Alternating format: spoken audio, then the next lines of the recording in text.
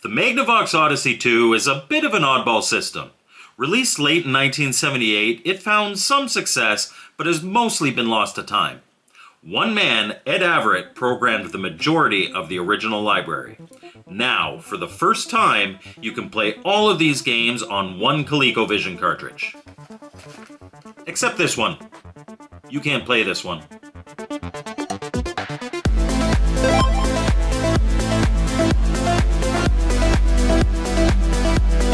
Welcome to Mike's Gaming Gala. I'm Mike, and this week we have a brand spanking new game for the Colecovision. In fact, it's so new that depending on when you watch this, it may not yet be available. I've been told that it should be launched on December 1st. The game I'm talking about is Ed Averett's Odyssey2 Inspiration Pack for the Colecovision by Digital Fluff and Good Deal Games Homebrew Heaven.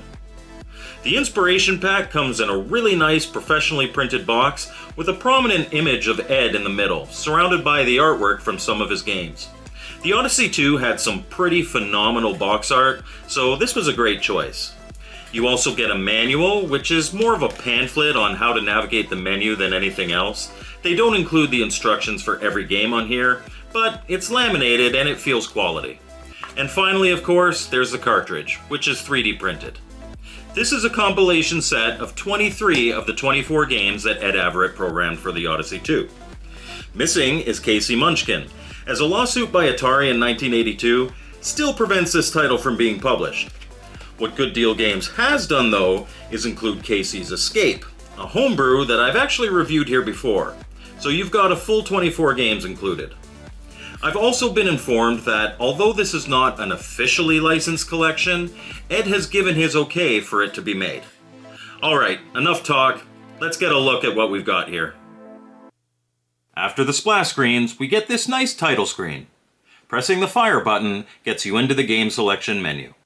Here, just in case you didn't read the pamphlet, the instructions on how to navigate this cartridge are at the top. Move up and down to choose a game, fire to select it, and when you're in the game, press the asterisk to return to this menu at any time.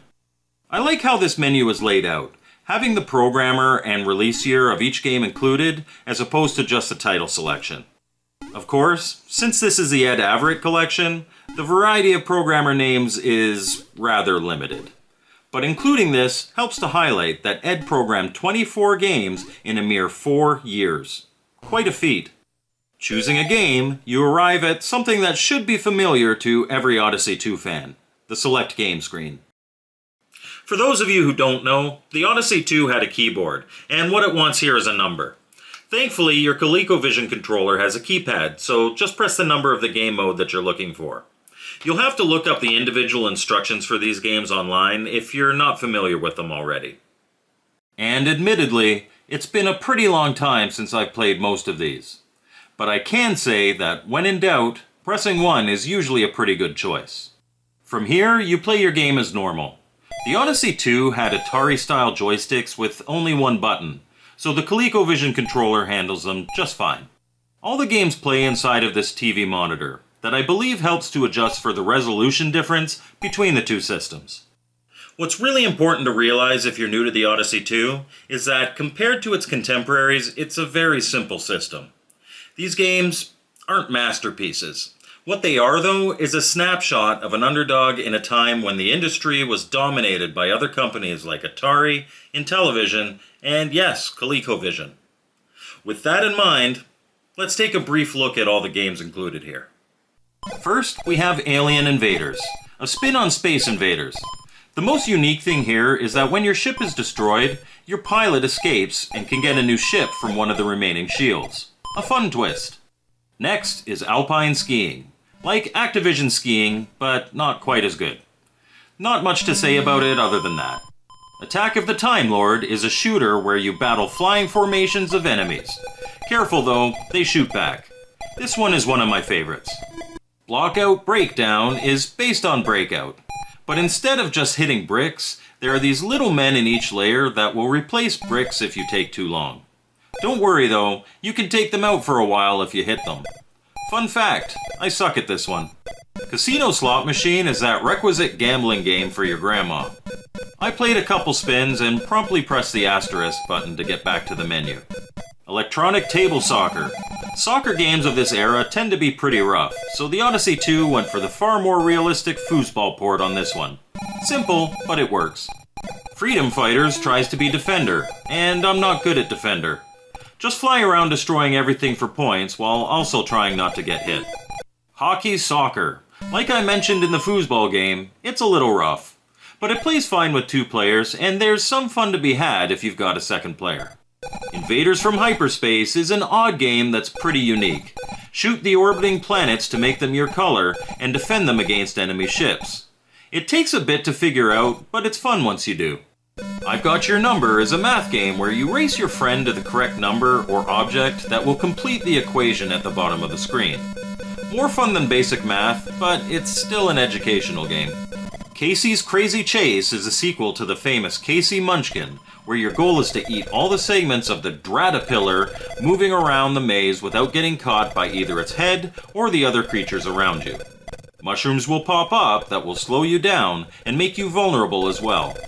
For my money, it's the best game of this collection, and when it was programmed, it was made as almost a middle finger to Atari after the lawsuit, using the mushrooms and segmented snake-like creature as a parody of Atari's game Centipede. Monkey Shines is a game of tag. Move and jump around the screen to catch monkeys, and when you're on one, press the button to tag it. Get as many as you can without getting tagged back. Best played with a friend. Pachinko is a fun twist on the rather simple game.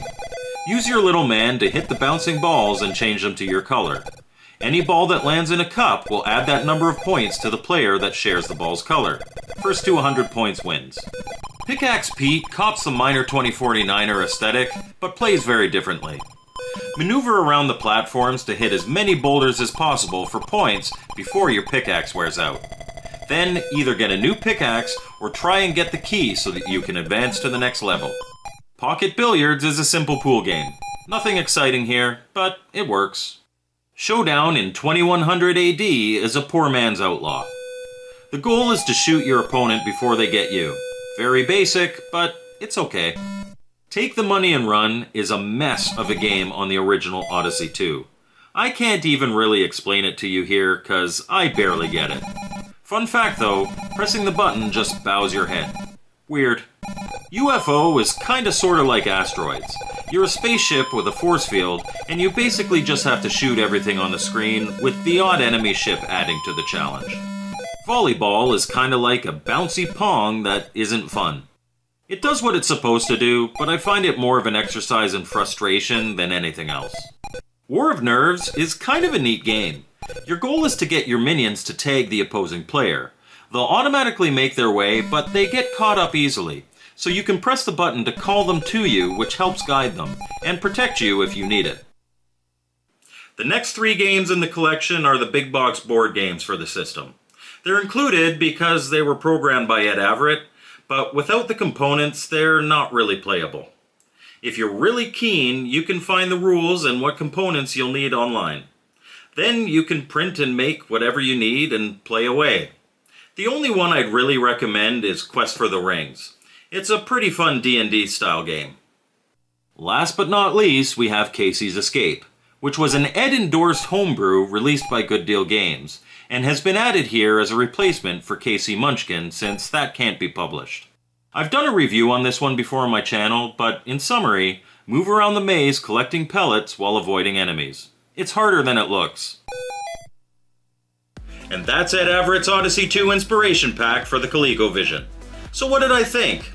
Well, if you're nostalgic for the Odyssey 2, or have always wanted to check it out, this is a pretty comprehensive collection of the basics for a fraction of the cost that would be associated with buying all the games included here. It gives you a good taste of what the system was about and pays tribute to the man who made it happen. I appreciate this not only as an impressive game collection that utilizes innovative hardware to make this even possible, but also as a historic piece that brings these games that many have no idea even existed to a more popular platform. As I stated earlier, the Odyssey 2 wasn't a system that impressed with graphics or audio or processing power, but it did have its place in the gaming landscape of the early 80s that deserves to be acknowledged, and this game does that. Thank you so much for watching my video. I hope you liked it. This game should be available very shortly, if not available already. So go check out Good Deal Games. Otherwise, I've got all my contact info on the screen, and we'll see you next time on Mike's Gaming Gala.